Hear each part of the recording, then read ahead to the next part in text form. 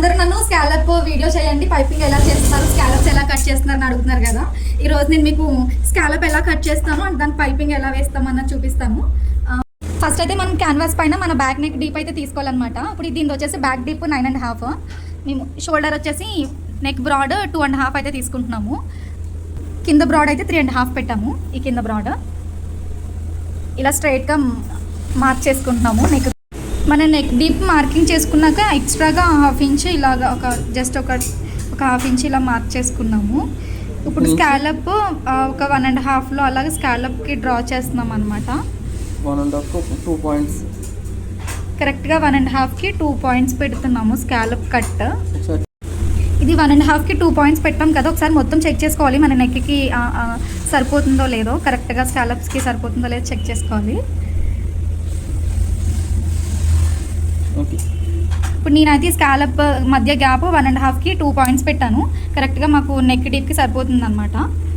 మీకు ఇంకా చిన్నగా కావాలంటే 1 ఇంచ్లో కూడా పెట్టుకోవచ్చు.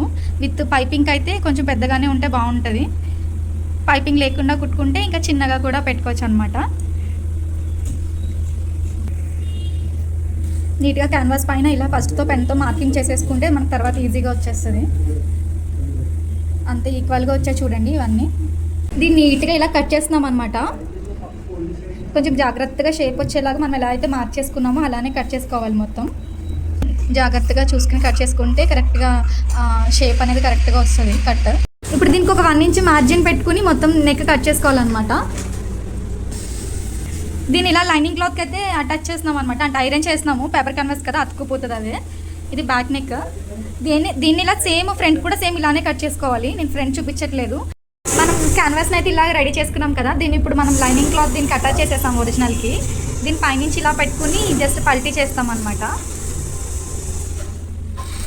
ఒరిజినల్ పైన పెట్టి ఇలాగా పల్టీ చేయాలి. ఫస్ట్ అయితే దీనికి ఇది కదిలిపోకుండా జస్ట్ యూనెక్లో స్టిచ్ వేస్తున్నారు ఒకటి.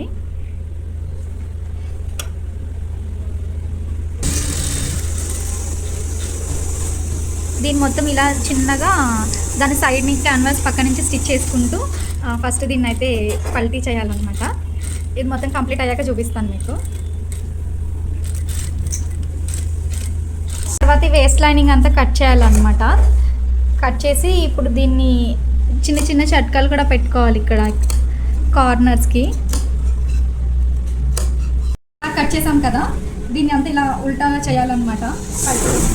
స్కాలప్ కట్ ఇలా వస్తుంది. దీన్ని నీట్గా ఐరన్ చేసుకోవాలి. ఇది నీట్గా ఐరన్ చేసుకున్నాక దీనికి పైపింగ్ ఎలా వేయాలన్నది నేను మీకు నెక్స్ట్ షాట్లో చూపిస్తాను.